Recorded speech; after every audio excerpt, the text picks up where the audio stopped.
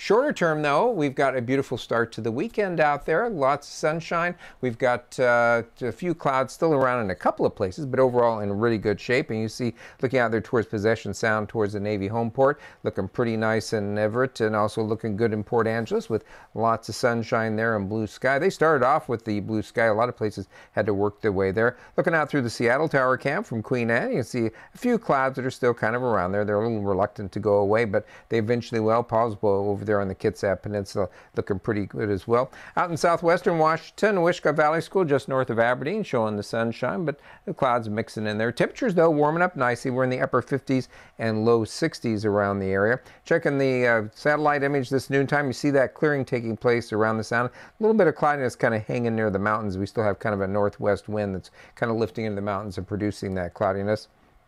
You can see on the University of Washington model that clearing showing up there, and then overnight tonight we were pretty much clear, and then as we head into tomorrow we'll start to see a little warm front push its way into the coastal beaches. It is going to move over Puget Sound during the morning, but I think it's only going to produce a few sprinkles or very light showers during the morning hours, but we will see the steady rain move in during the afternoon hours. Pretty wet on Saturday night, and then quite a few showers around mixed with sun breaks on Sunday, maybe an isolated afternoon thunderstorm. And looks like as we head into next week we're going to drop into a pattern we've become very familiar with around here over the last 3 or 4 weeks. So for today, though, clearing out to partly to mostly sunny skies. High temperatures getting into the mid 60s to, I think, quite a few places will hit 70 degrees this afternoon. Then tomorrow, again, a few sprinkles in the morning with the increasing clouds, and then we'll look for increasingly steady rain in the afternoon, mid 60s. Off and on showers and sun breaks on Sunday, maybe an isolated thunderstorm possible in the afternoon. And then really Monday through Friday, the systems are a ways away from us, but close enough to give us a risk of showers. So it's our